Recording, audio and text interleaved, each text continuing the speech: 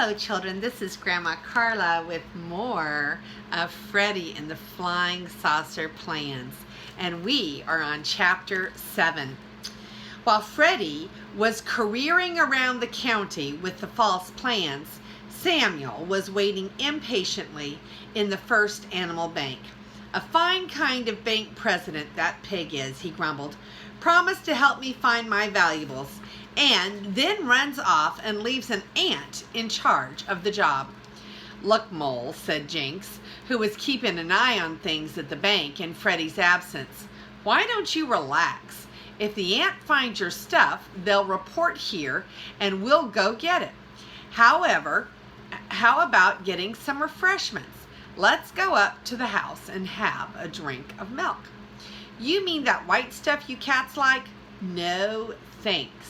"Well, I'll get Mr. Pomeroy to pull you a few angleworms then."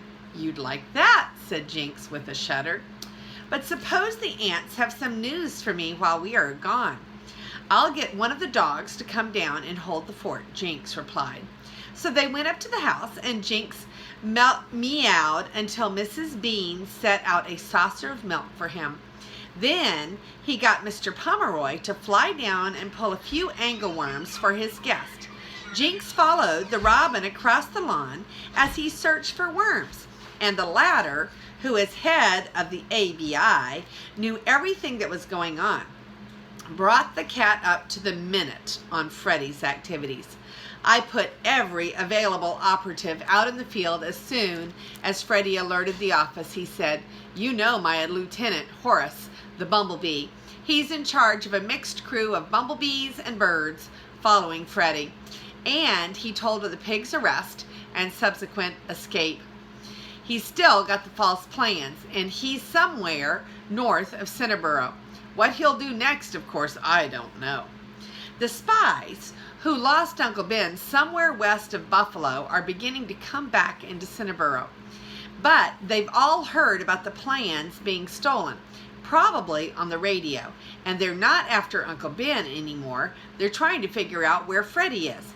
The robin shook his head doubtfully. I don't know how he expects to get those plans into the hands of any one foreign government. But anyway, Uncle Ben has come out here, and he's up in his shop now, hard at work. Mr. Pomeroy had captured 8 or 10 fat angleworms, and he carried them in his beak over to the back porch beside the saucer of milk. "How can you eat those things?" Jinx said. "But anyway, I don't have to watch you," and he turned his back to the mole. Mr. Bean came out on the porch. "Jinx," he said, "what's this business that's just come over the radio about Freddy stealing Uncle Ben's saucer plans?" It shows how upset Mr. Bean was that he would ask the cat anything. Like many old-fashioned people, he became nervous when he heard the animals talk. Jinx, of course, didn't know anything about the scheme Freddy had cooked up, so he said, "Don't believe it. Don't believe it for a minute. Freddy's no thief." "I don't know," said Mr. Bean. "It come over the radio. Freddy, a pig belonging to Mr. William F. Bean and well known and respected throughout the state. Seems he tried to smother Uncle Ben with a pillow and then tied him up and stole the plans. Ben says himself it was Freddy. Jinx started to say, "But the plans Uncle Ben had," and then he stopped. A number of the other animals had come up. Charles the rooster and his wife Henrietta, Mrs. Wiggins and Mrs. Wurzburger, 2 of the cows, and the 2 dogs. And he felt that the fact that the stolen plans were false ones was too important a secret to mention except in confidence to 1 or 2 of his most reliable friends. "If Freddy did it, he must have had a good reason," he said. I expect he meant all right," Mr. Bean said. "But you know yourself, Jinx, that he usually gets in a mess when he means well." "He usually gets out of it again," said the cat. "Usually. But this time it's a serious crime. You don't suppose he really would sell those plans to spies, do you?" Of course, that was exactly what Freddy wanted to do, as Jinx had guessed. He didn't know what to answer. It was an unwritten rule among the animals that none of them would tell even the whitest of white lies to Mr. Bean. Fortunately, at that moment, they were interrupted by a cavalcade of cars that swept up the road and in at the gate. The spies had come back. The first one that reached the porch was the dapper little man with the beard whom Freddy had squirted with perfume. He bowed to Mr. Bean. Estimable sir, he said, I believe you have in your employ one Freddy a pig, an old acquaintance of mine. I have traveled many miles to see him. The big man with black curling eyebrows pushed up beside the speaker. I am seeing here yesterday, Leedly boy, in cowpunch uniform. Now I find it not Leetly boy, but big pig. You can tell me where is pig house? I bring him present. But by now the space in front of the porch was crowded with jostling figures, all claiming friendship with Freddy, all wanting to tell him something important. Only one of them seemed to be given elbow room by common consent, the little bearded man who still smelt dreadfully of perfume. Even Mr. Bean moved away from the part of the railing under which the man stood. Suddenly, Mr. Bean took in a deep breath. Shut up, he roared. The gavel dropped to a murmur.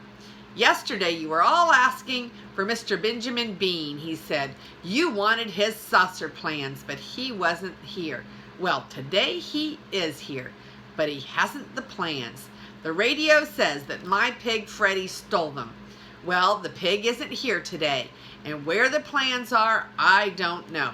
But one thing I do know, you're not going poking around in any of these buildings. You're going to get off the premises quick, immediate, and pronto. Mrs. B, he called, bring my shotgun. Uncle Ben, take your gun and plug the first man that sets foot on those stairs to the loft. Jinx watched while the men slowly backed away from the porch. He saw them look at the loft window, out of which Uncle Ben's head and the barrel of his gun were poked. But they seemed to have no interest in Uncle Ben. They want Freddy, he thought, because he has the plans. But what are they trying to do?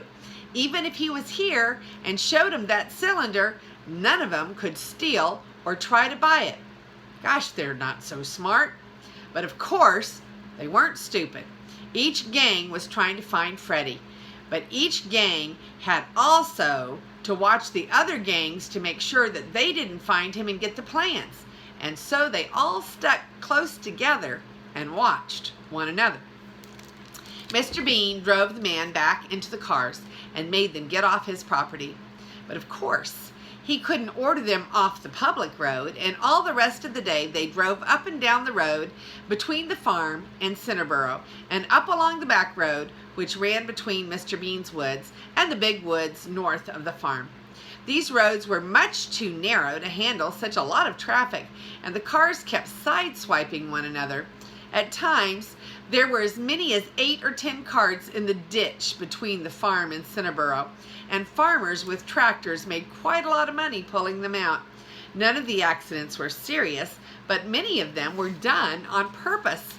For if some spy had a chance to push one of his rivals off the road without much damage to himself, he took it. By evening, a lot of the cars looked pretty banged up. Freddy had spent the afternoon on the edge of the big woods, watching the cars patrolling the back road. He had the cylinder strapped to the back of his saddle. If he could catch one car alone, he thought he might do business with it. And along toward dusk, when the traffic thinned out, he did catch one car alone. All up and down the road, not another car was in sight.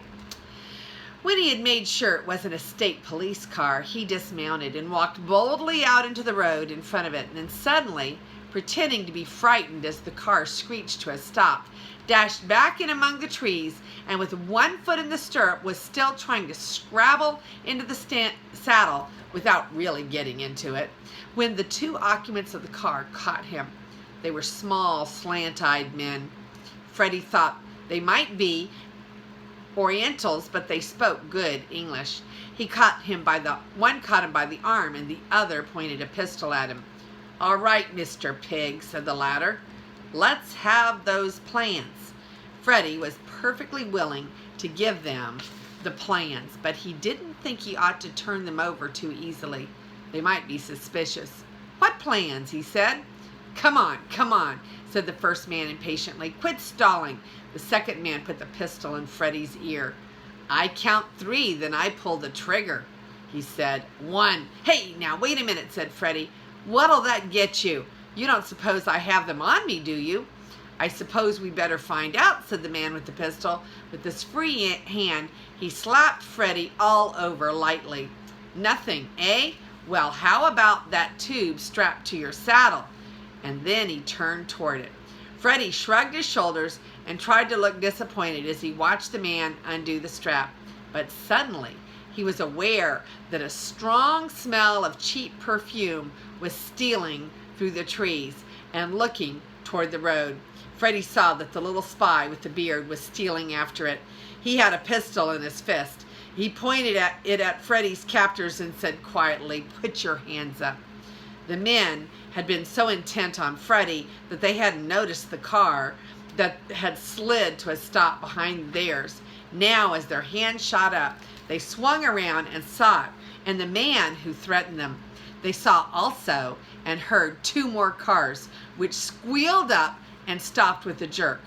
"Oh, here we go again," Freddy said to himself disgustedly. In 2 minutes, there were a dozen spies prowling about, singly or in pairs, each watching all the others, none apparently paying much attention to him, although he was the center of activity.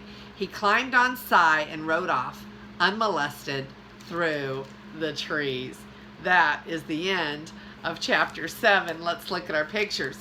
Okay, here is Samuel the mole being quite disgusted to be left alone at the First Animal Bank when he had been told that he was going to get a little bit of help by Freddy.